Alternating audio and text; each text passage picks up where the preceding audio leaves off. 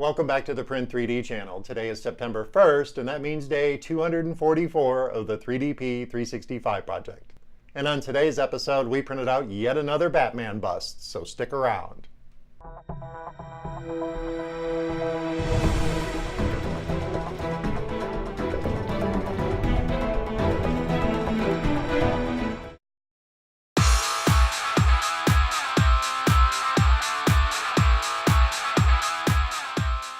Hey everybody, welcome back, and thank you for joining me here for day 244 of the 3DP 365 project.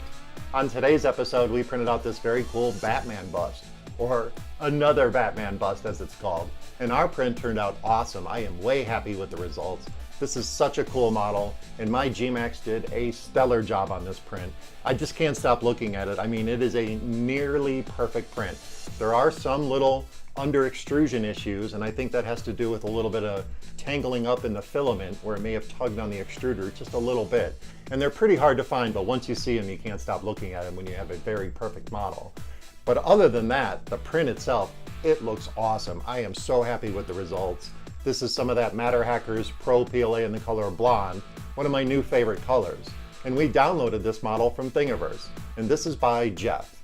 And what he actually did is he ripped the game mesh out of the model and cleaned it up and made it 3D printable, and that's awesome. And once we had it downloaded from Thingiverse, we sent it over to Simplify 3D for slicing.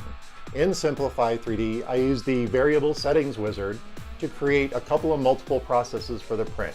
And the reason why I wanted to do that is I wanted to make sure that the tips of these ears came out perfect. And I think they are perfect. They are super, super clean. There's just a little bit of fuzz, and I was able to scrape it off from a little bit of stringing because I reduced my retraction settings for these wing tips. For the head, I used a larger amount infill just to make sure I would cover all these areas around the face. And for the body, I used a 5% infill. The rest of the settings are 3 perimeters, 3 top layers, and 3 bottom layers. And of course, the multiple processes to do my variable settings in the infill. And we ran these out at variable speeds. For the first part of the model, we ran this out at 35 millimeters per second. When we got to the face, we dropped it down to 30 millimeters per second. And when we did the ears, we did those at 20 millimeters per second, just to make sure my slight changes in the retraction settings and these very thin areas of printing would come out perfectly. And we also turned off the infill for the ears because I didn't want to have the extruder racing around and causing even more problems. And the print itself, after about, I think it was an 8.5 hour print, it turned out awesome. All the detail that Jeff was able to capture from the game rip and clean up is in this print. And my gMax captured all that detail, and I am super impressed.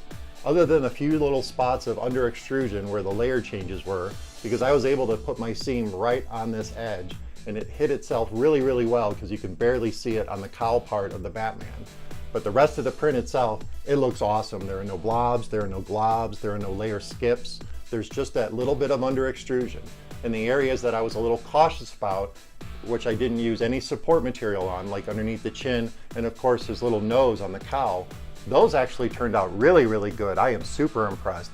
That is some very clean printing on that chin there. And I'm really happy because I didn't want to have to put any support material on here and start marring up the finish of the costume part of the model.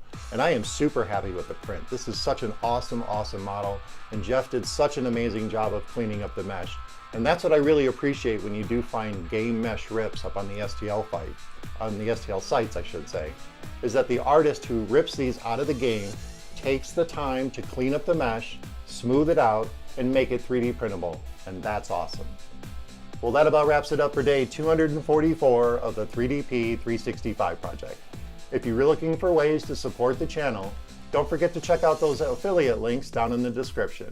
If you make a purchase through those links through MatterHackers, Amazon, or GearVest, it'll kick a little bit back to the channel and it won't cost you a penny. And I really appreciate it. And of course, don't forget to subscribe to the channel, comment, like, and share those videos, and I'll see you guys tomorrow.